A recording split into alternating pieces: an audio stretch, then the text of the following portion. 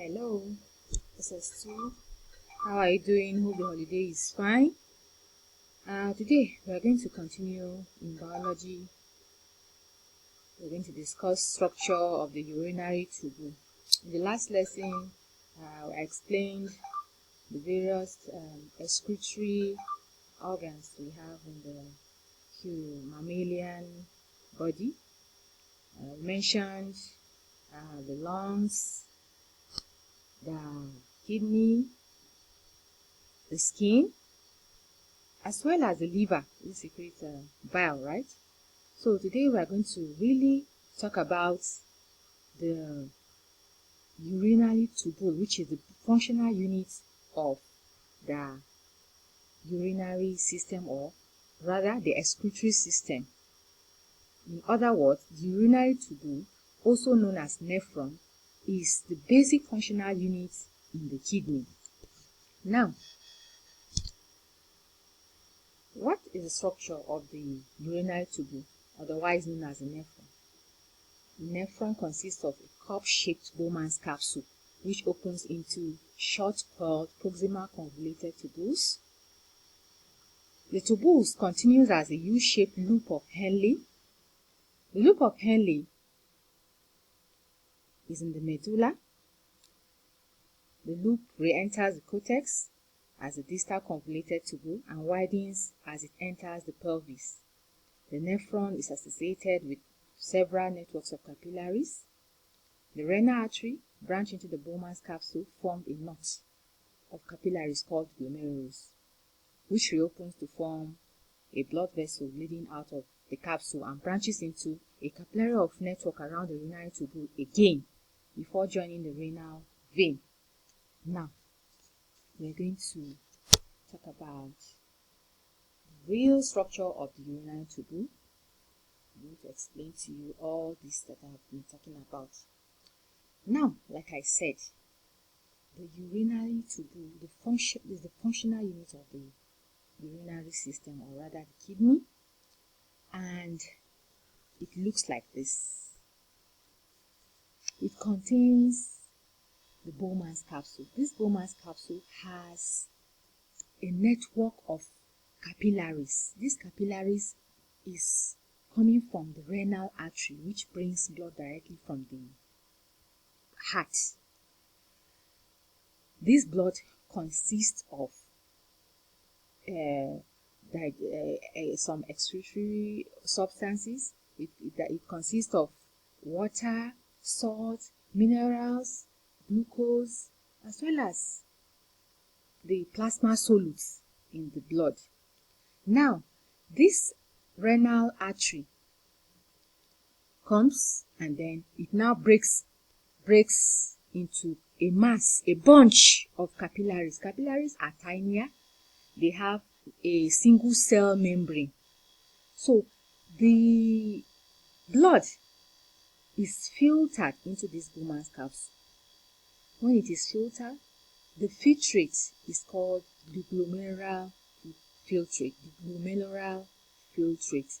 And this filtrate contains these substances I have mentioned: the plasma solutes, salt, water, glucose, and so on and so forth.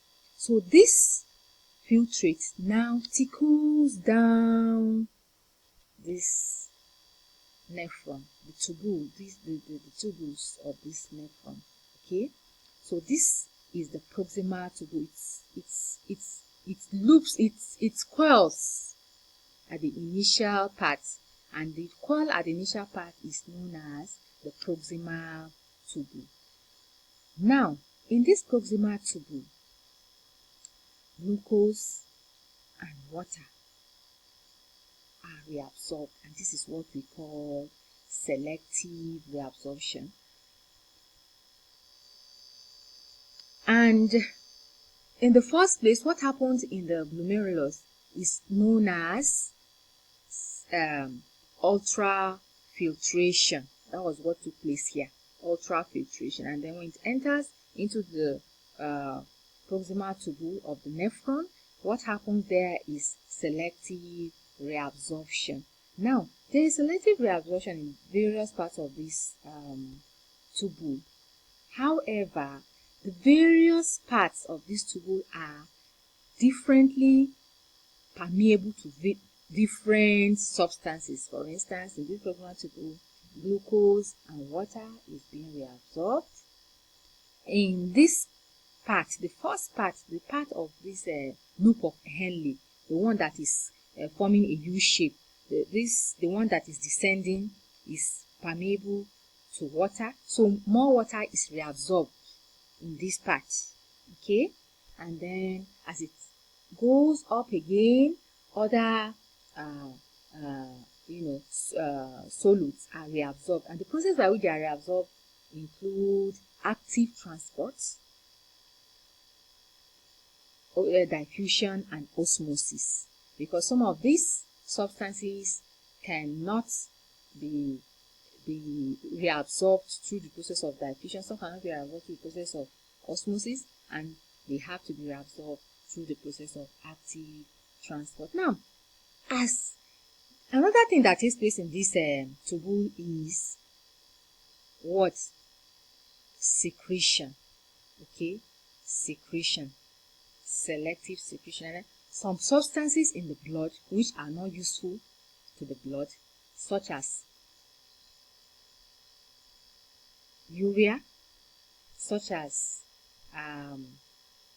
creatine, are being excreted into this tubule so that they will be excreted out as urine. Okay.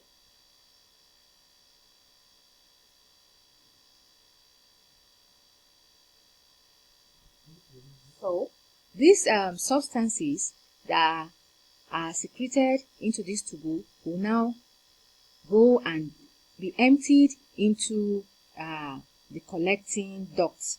And I explained to you in the other lesson that in the kidney we have the inner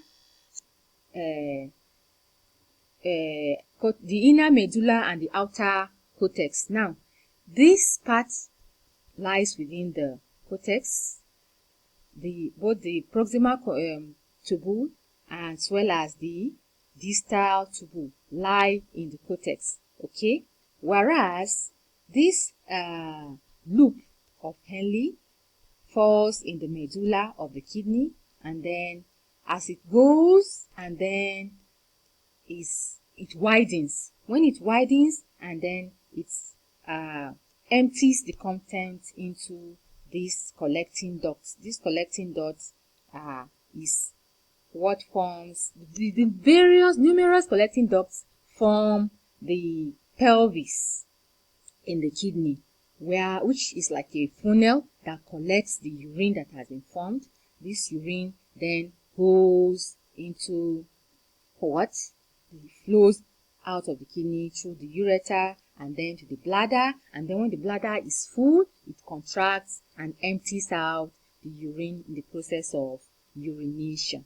Now, with this, I believe you must have actually understood the process and what happens in the urinary tubule. Again, I said the urinary tubule is the functional unit of the kidney. This is everything that happens in the urine formation happens in the urinary tubule. In other words, nephron. The nephron has the proximal. It forms it's a long tubule and it coils. The first coil is called the proximal tubule, and then it forms a U shape and then forms another coil again, which is called the distal tubule, before it joins into a collecting duct. These numerous collecting ducts open, enlarging into what we call pelvis. Pelvis is where it's like funnel shape in the kidney, which collects all these contents that the nephrons are emptying and then flows away from the kidney into the ureter.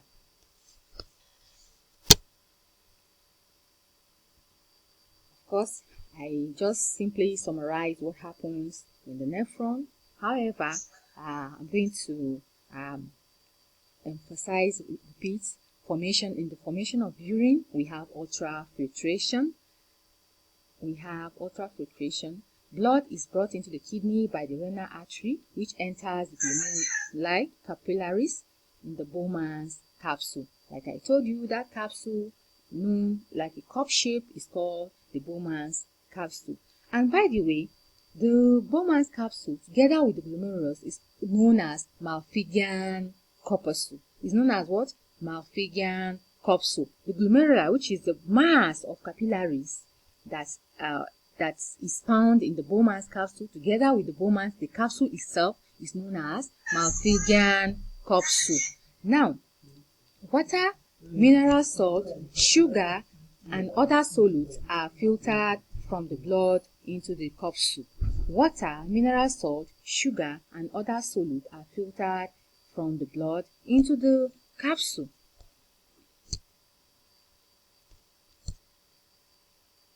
I talked of the selective reabsorption. Selective reabsorption takes place in what? In the tubules of the nephron. In the tubules of the nephron or urinary tubule. Selective reabsorption.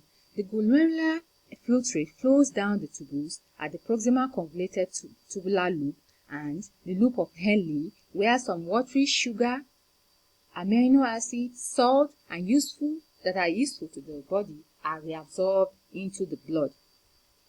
Capillary by active transport. This process of reabsorption of useful materials back into the blood is called selective reabsorption, like I explained to you earlier.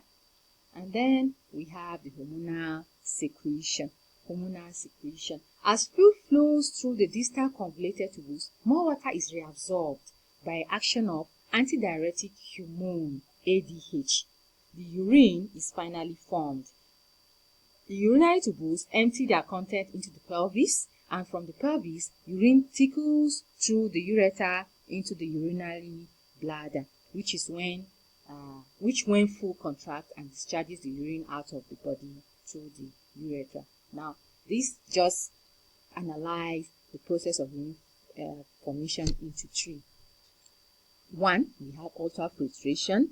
2, we have selective reabsorption. And thirdly, we have hormonal secretion.